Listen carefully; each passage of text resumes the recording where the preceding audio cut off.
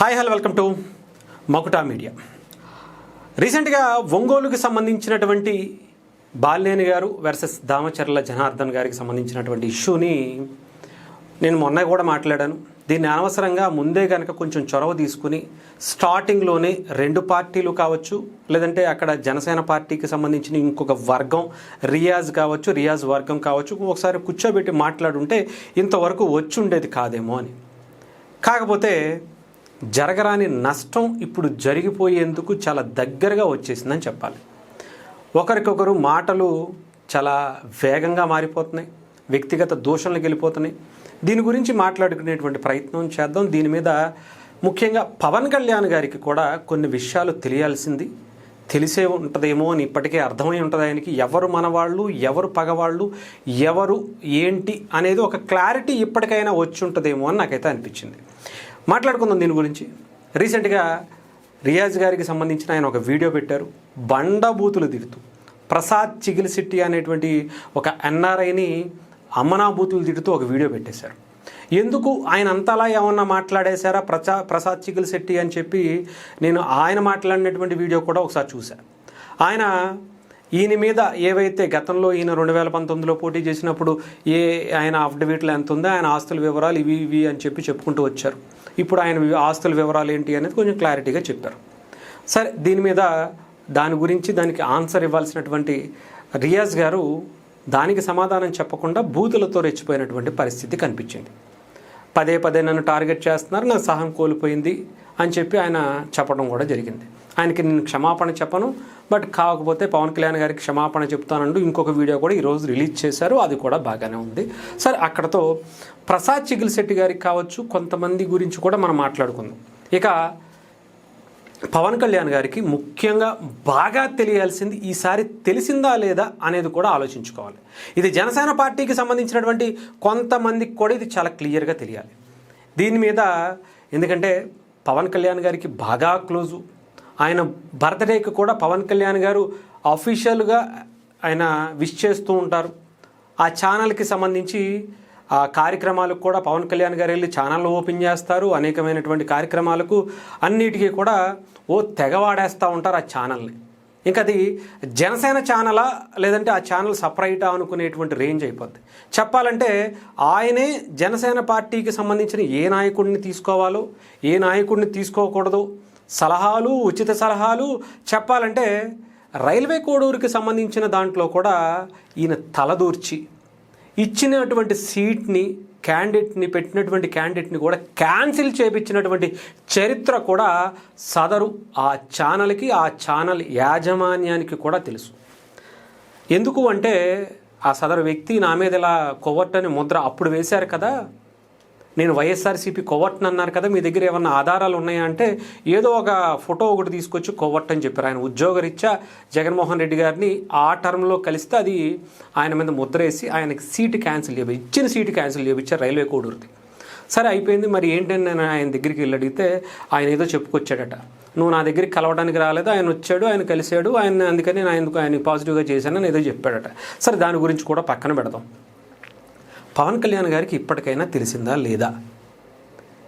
గోతిగాడ నక్కలా కాచు కూర్చునేటువంటి వైఎస్ఆర్సీపీనే కాదండో, మీ పక్కన మీ స్నేహితులు, అత్యంత సన్నిహితుల రూపంలో ఇలాంటి వ్యక్తులు కూడా మీ వెనకాల గోతులు తీయటం కోసం కాచుకుని కూర్చున్నారు.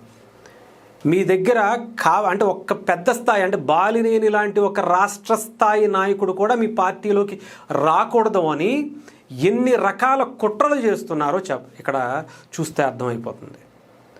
ఏదైనా బాలినేని గారికి సంబంధించి ఏవైతే అవినీతి ఆరోపణలు ఇంకొకటి ఉన్నాయనో ఇంకొకటనో చాలా వార్తలు వడ్డిస్తున్నారు. ఒక్కటైనా ప్రూవ్ చేశారా? చూపించగలిగారా? రుజువు చూపించారా? లేదు. అయినాక ఆయన సవాల్ చేస్తున్నాడు. ఆయన బాలినేని శ్రీనివాసరెడ్డి గారు లాంటి వ్యక్తి సవాల్ చేస్తున్నాడు.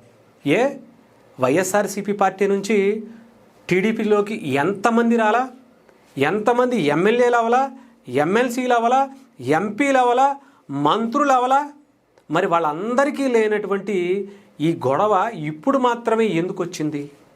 మీరు ఆలోచించాలి. నారా లోకేష్ గారు, చంద్రబాబు నాయుడు గారు, పవన్ కళ్యాణ్ గారు ముగ్గురు కూడా రాష్ట్ర అభివృద్ధి దృష్ట్యా, ప్రజా ప్రయోజనాల దృష్ట్యా వాళ్ళు కలిసిమెలిసి ఉండాలనేటువంటి ఆలోచన ఉన్నప్పుడు పవన్ కళ్యాణ్ గారిని మాత్రమే ఎందుకు తగ్గించాలి చెప్పండి? టీడీపీని పెంచడం కోసం పవన్ కళ్యాణ్ గారి పార్టీని ఎందుకు, మీ పార్టీలో ఎవరు లేరయ్యా, మీ పార్టీకి నాయకులే లేరయ్యా, మీ పార్టీలో బలమైన నాయకుడు ఉండడయ్యా అని ఎందుకని తగ్గించేటువంటి ప్రయత్నం చేస్తున్నారో ఆలోచించుకోండి. మీ పక్కనే గోతులు తీసేటువంటి వ్యక్తులు ఉంటారు. కోవర్ట్ అని చెప్పి ఇప్పుడు బాలినేని గారికి ఏ విధంగా అయితే ఇప్పుడు ముద్ర వేశారో ఇదే ఛానల్ గతంలో రైల్వే కోడూరుకి సంబంధించినటువంటి అక్కడ కూడా యనమల భాస్కర్కి కూడా ఇదే రకం ముద్ర వేసి అతను బయటికి తోసేలా చేశారు. ఆయనకి టికెట్ క్యాన్సిల్ చేశారు. చెప్పండి, జనసేన పార్టీకి సంబంధించి ఇక్కడ మాత్రమే ఉంది ఇంకెక్కడా లేదు అనేటువంటి విధంలో చెప్తున్నారు. కాకపోతే చాలా చోట్ల ఇష్యూస్ ఉన్నా ఎవరు కూడా జనసేన పార్టీకి సంబంధించినటువంటి ఎమ్మెల్యే స్థాయిలో చాలామందికి ఇష్యూస్ ఉన్నా పాపం బయటికి మాట్లాడలేకపోతున్నారు. ఎందుకంటే పవన్ కళ్యాణ్ గారు వాళ్ళ నోర్లు కుట్టేశారని చెప్పాలి. ఎందుకంటే కూటమి కోసం, రాష్ట్ర ప్రయోజనాల కోసం, రాష్ట్ర అభివృద్ధి కోసం అక్కడ చంద్రబాబు నాయుడు గారు, లోకేష్ గారు అదే పద్నాన్ని చెబుతున్నా కానీ కొంతమంది అతివాదులు ఉంటారుగా, వాళ్ళు కావాలనే ఇలా బయటకు వచ్చి పవన్ కళ్యాణ్ గారు ఎవరినన్నా జాయిన్ చేసుకుంటే నన్ను అడిగి జాయిన్ చేసుకోవాలయ్యా అని చెప్పి దామరచర్ల ఎప్పుడో ఎవరో బాలినేని గారు జనసేన పార్టీలో జాయిన్ అయినప్పుడే ఆయన బయటకు వచ్చి ఓపెన్ స్టేట్మెంట్ ఇచ్చేసారు. అప్పుడే అర్థమైపోయింది ఈయన బాలినేని గారు అంటే అస్సలు పడట్లేదు, ఈయనకి అసలు కుదరట్లేదు, ఈయన వస్తే ఆయనకి నచ్చటం లేదు, ఈయన వస్తే ఆయనకి అడ్డు, ఈయన వస్తే ఆయనకి కుదరట్లేదు, ఈయన వస్తే ఆయనకి ఇబ్బంది అనేటువంటిది. ఇద్దరు ఒకటే కాన్స్టిట్యున్సీలో పోటీ చేసుకుంటే పక్క కాన్స్టిట్యున్సీకి వెళ్ళి పోటీ చేసుకోకూడదా? రేపు పొద్దున్న డీలిమిటేషన్ అయిన తర్వాత సపరేట్ కాన్స్టిట్యున్సీలు పెరగవా? పెరిగిన తర్వాత సపరేట్గా పోటీ చేసుకుని గెలవకూడదా? నేను మొన్న కూడా మన వీడియోలోనే మాట్లాడా. ఇద్దరూ కలిస్తే జిల్లాలో ఇంకొక వైఎస్ఆర్సీపీ పార్టీ అనేది అడుగు పెట్టడం కూడా కష్టం.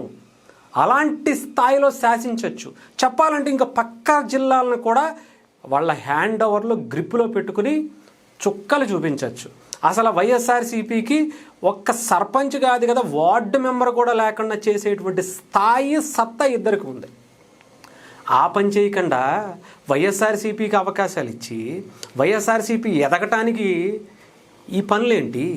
ఇద్దరు ముఖ్యంగా ఆయనేమో ప్రెస్ మీట్లు పెట్టి బాలినేని మీద ఆయన మీద తిడతారు.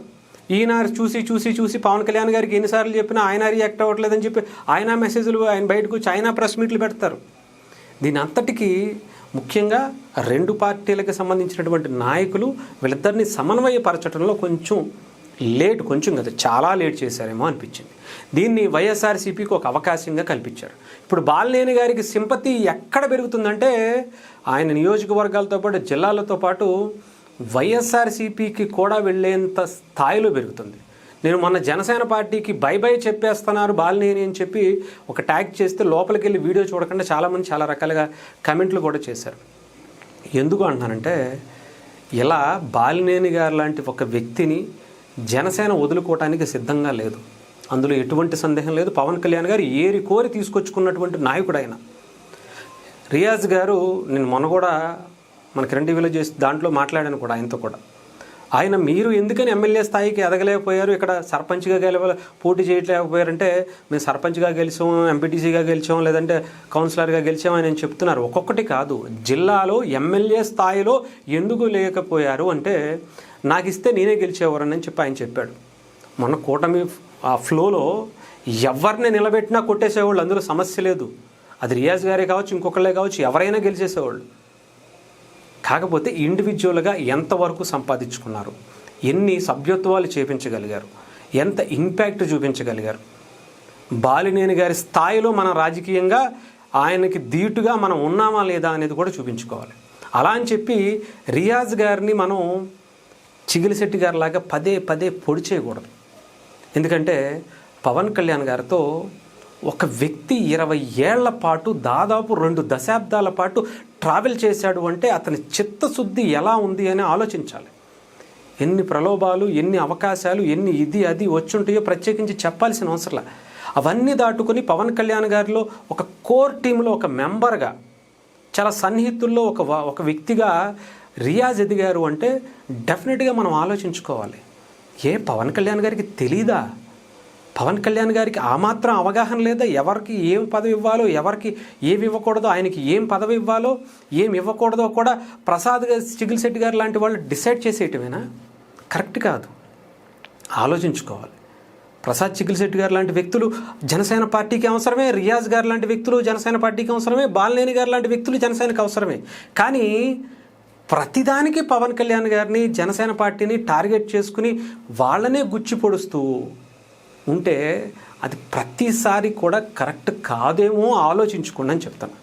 ఎందుకంటే ప్రసాద్ చిగిల్శెట్టి గారు ఒక్కొక్క టైంలో చెప్పాలంటే ఆయన చేసిన చాలా ప్లస్సే చెప్పాలంటే. ఎందుకంటే కొన్ని పార్టీ మాట్లాడలేనటువంటి విషయాల్ని కూడా ఆయన మాట్లాడగలుగుతారు. కానీ అది ఎక్కడ వరకు అంటే కొంత పరిధే ఉంటుంది. ఆ పరిధిని మనం తెలుసుకోకపోవటం వల్ల ఇప్పుడు ఆయనకు వచ్చినటువంటి పదవి పోయింది. ఆ పదవి ఇచ్చిన వెంటనే ఆయన మాట్లాడినటువంటి ఒక మాట కూడా నాకు భలే అనిపించింది. ఏంటిది? పదవి రాగానే నేను మారిపోతాను సార్, నేను మారిపోయాను సార్ అని అంటారు చూసారా, ఆ టైప్లో ఆయన మాట్లాడినటువంటి మాట. అంటే పదవి ఇస్తే మారిపోతారా, పదవి ఇవ్వకపోతే ఇలాగే విమర్శలు చేస్తారా అని అనేటువంటి ఒక ఆలోచన క్రియేట్ అయిపోయింది. అది కరెక్ట్ కాదు. ప్రసాద్ చిగిల్శెట్టి గారు జనసేన పార్టీకి ముమ్మాటికి అలాంటి వ్యక్తి, అలాంటి భావజాలం కలిగినటువంటి వ్యక్తి కావాలి. కాకపోతే మన బోర్డర్స్ మనకు తెలియాలి. ప్రతి ఒక్కళ్ళు కూడా, కొంతమంది నేను అదే చెప్తూ ఉంటాను, అతివాదుల ముసుగులు, అటు కమ్మద్వేషులు, కొంతమంది కాపు ద్వేషులు 2 పార్టీల్లో ఉన్నారు. వీళ్ళ వల్ల వాళ్ళ కుటుంబాలకి, వాళ్ళ సామాజిక వర్గానికి ఏ న్యాయం జరుగుతుందో తెలియదు. కానీ రాష్ట్రానికి, రాష్ట్ర అభివృద్ధికి మాత్రం చాలా తీవ్ర అన్యాయం జరుగుతుంది. అందులో ఆలోచించుకోవాలి. మనకన్నా అపరిజ్ఞానం లేరు. పవన్ కళ్యాణ్ గారికి ఏమీ తెలియకుండానే గుడ్డిగా ఇచ్చేశాడు పదవులు. వీళ్ళకి ఎందుకు ఇచ్చారు, వాళ్ళకి ఎందుకు ఇచ్చారు, వాళ్ళకేంటి, హరిప్రసాద్ గారికి ఏంటి, ఆయన ఏం ఓడబడిశారు, అజయ్ గారికి ఏం ఓడబడిశాడు, వీళ్ళని చూస్తే 100 ఓట్లు వేస్తారా, వీళ్ళని చూస్తే 50 ఓట్లు పడతాయా? ఇలా కాదు. అన్ని రకాలుగా ఎప్పుడు ఓట్ల గురించే కాదు, బలంగా నిలబడేటువంటి స్థాయిలో ఉండాల్సినటువంటి పరిస్థితి కూడా ఉంటుంది. ప్రసాద్ చిగిల్శెట్టి గారు దాదాపు ప్రజారాజ్యం అప్పటి నుంచి కూడా ఒక మెగా వీరాభిమానిగా ఉన్నారు. కానీ మన అభిమానం విపరీతమైపోయి ఆ పార్టీలకి శాపంగా, ఆ వ్యక్తులకి, ఆ కుటుంబాలకి ఇబ్బందిగా మారకూడదు అనేది నా అభిప్రాయం. డెఫినెట్గా ఆయన నిర్ణయాలను గౌరవిస్తాం. ఆయన ఆలోచనలు డెఫినెట్గా జనసేన పార్టీకి ఉపయోగకరమే, కాదనట్లేదు. కాకపోతే అవి శృతిమించకుండా, కూటమిలో చీలిక తీసుకురాకుండా డెఫినెట్గా క్వశ్చన్ చేయండి. ఏదైతే జనసేన పార్టీకి జరుగుతున్నటువంటి అన్యాయాల గురించి మీరు మాట్లాడేవి 100% అవి మీరు మాట్లాడి తీరాలి. మీరు తప్ప, మీలాంటి వాళ్ళు, మాలాంటి వాళ్ళు తప్ప ఎవరు మాట్లాడలేరు. పార్టీలో ఉన్నవాళ్ళు అసలు బయటకు వచ్చి మాట్లాడలేరు. కానీ అదే అదునుగా తీసుకొచ్చి ప్రతిదానికి మనం మాట్లాడేయటం అనేది కూడా కరెక్ట్ కాదు. ప్రతి విషయాన్ని కూడా మనం భూతత్వంలో పెట్టి చూడటం అనేది కూడా కరెక్ట్ కాదు. ఇక్కడ ముఖ్యమైనటువంటి ఎజెండా పవన్ కళ్యాణ్ గారు తీసుకుంది, కూటమి 15 సంవత్సరాలు ఉండాలి. 15 సంవత్సరాలు ఉంటే ఆంధ్రప్రదేశ్ గాడిలో పడుతుంది. అదే టైంలో జనసేన పార్టీ నిలదొక్కుంటుంది, తన బలాన్ని తాను బలంగా పెంచుకునే అవకాశం ఉంటుంది. ఆ తర్వాత ఆయన చేసేటువంటి రాజకీయం, ఆయనతో పాటు ఎదిగేటువంటి రాజకీయ నాయకులు, ఆయనతో పాటు ఎవరైతే బిల్డ్ అవుతారో, ఎవరైతే నిలబడతారో వాళ్ళందరూ కూడా జనసేన పార్టీని విస్తరింప చేయడానికి ఒక బలమైనటువంటి అవకాశాలు కూడా కనిపిస్తాయి. ఇవన్నీ ఆలోచించండి. అంతేగాని మనం ఒక పక్కనే ఆలోచించకూడదు, ఒక సైడే మనం ఉండకూడదు అనేది కొంచెం తెలుసుకోండి.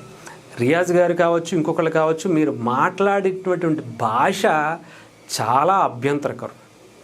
రియాజ్ గారు, మీరు పద్ధతిగా, మీరు ఏవైతే చిగిల్శెట్టి గారు విమర్శలు చేశారో దానికి సమాధానం చెప్పండి. రియాజ్ గారు, మీరు ప్రసాద్ చిగిల్శెట్టి గారు మీ మీద కొన్ని పెట్టారో దానికి సమాధానం చెప్పండి. కానీ ఇంట్లో వాళ్ళ గురించి మాట్లాడడం అనేది ఎంతవరకు కరెక్ట్ ఆలోచించుకోండి. ఇప్పుడు మాట్లాడడం అని చెప్పారు, బాగానే ఉంది. కాకపోతే ఎవరైనా సరే ఇలాంటి వ్యక్తిగత, అది కూడా జనసేన పార్టీ నుంచి ఇలాంటి మాటలు మాట్లాడతారు అంటే అది పార్టీకి నష్టం కలిగిస్తుంది. అలాగే ప్రసాద్ చిగిల్శెట్టి గారు కూడా రియాజ్ గారిని అంటే డెఫినెట్గా అది వేరే టర్న్ తీసుకెళ్లేటువంటి ప్రమాదం కూడా ఉంది. దయచేసి దాన్ని వేరే విధంగా ప్రొజెక్ట్ చేసేటువంటి పరిస్థితులు కూడా ఉన్నాయి.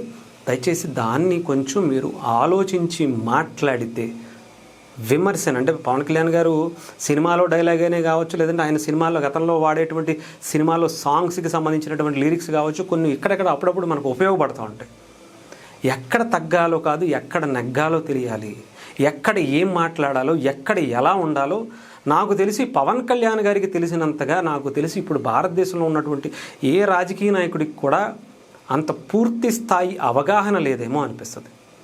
ఆయన వెయిట్ చేశాడు అన్నా, పలానా వాళ్ళకి పలానా పదవి ఇచ్చారు అన్నా దానికి ఒక అర్థం ఉంటుంది.